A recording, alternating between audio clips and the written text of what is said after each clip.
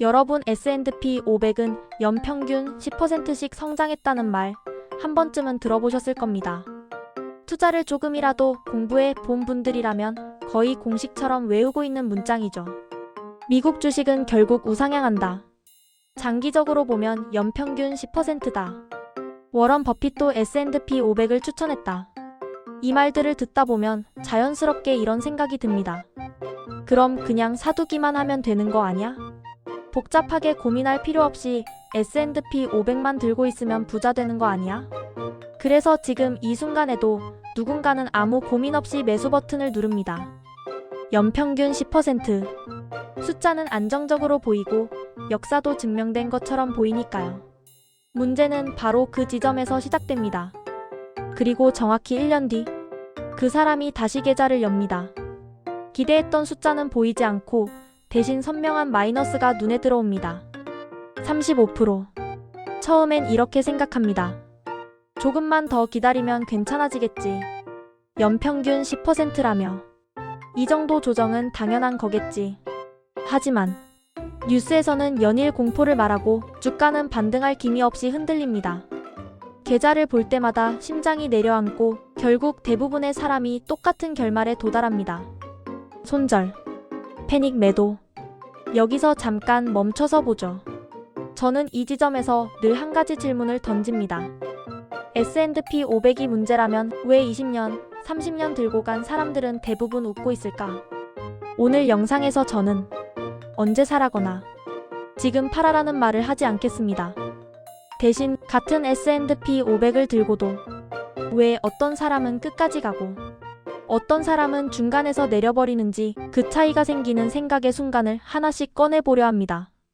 그럼 이제부터 왜 같은 S&P 500을 들고도 누군가는 웃고 누군가는 탈락하는지 그 이유를 하나씩 짚어보겠습니다. 첫 번째 착각부터 시작하겠습니다. 우리는 연평균 10%라는 말을 들으면 무의식적으로 이렇게 상상합니다. 매년 꼬박꼬박 안정적으로 10%씩 계좌가 불어나는 그림. 하지만 현실은 전혀 다릅니다. S&P 500의 실제 수익률은 계단이 아니라 롤러코스터입니다. 어떤 해는 30%가 오르고 어떤 해는 20%, 30%가 빠집니다. 그 극단적인 결과들이 뒤섞여서 평균 10%라는 숫자가 만들어진 겁니다. 즉, 연평균 10%라는 건 과정이 아니라 결과값입니다. 문제는 우리는 그 결과만 보고 들어가 놓고 그 과정을 견딜 준비를 하지 않는다는 겁니다. 비유 하나 들어볼게요. 어떤 사람이 영하 20도의 냉동실과 영상 60도의 사우나를 번갈아 들어갔다고 합시다. 평균 온도는 20도입니다. 쾌적하죠? 아닙니다. 그 사람은 지금 죽어가고 있습니다. 이게 바로 평균의 함정입니다. 언제까지 들고 있을 수 있느냐의 문제. 두 번째 착각은 더 치명적입니다. 바로 시간 착각입니다. 많은 분들이 이렇게 생각합니다. 어차피 장기적으로 우상향한다며 3년쯤은 괜찮겠지.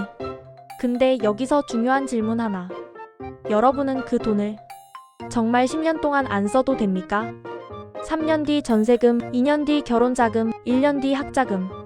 이런 돈을 S&P 500에 넣는 순간 투자는 게임이 아니라 도박이 됩니다. 왜냐하면 주식 투자의 가장 큰 적은 폭락장이 아니라 기다릴 수 없는 내 상황이기 때문입니다.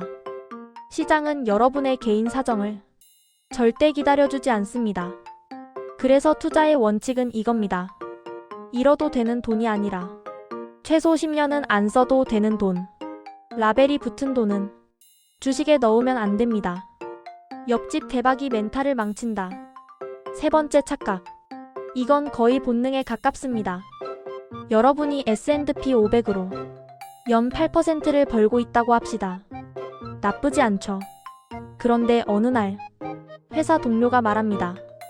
나 코인으로 한 달 만에 50% 먹었어. 그 순간 여러분의 8%는 의미를 잃어버립니다.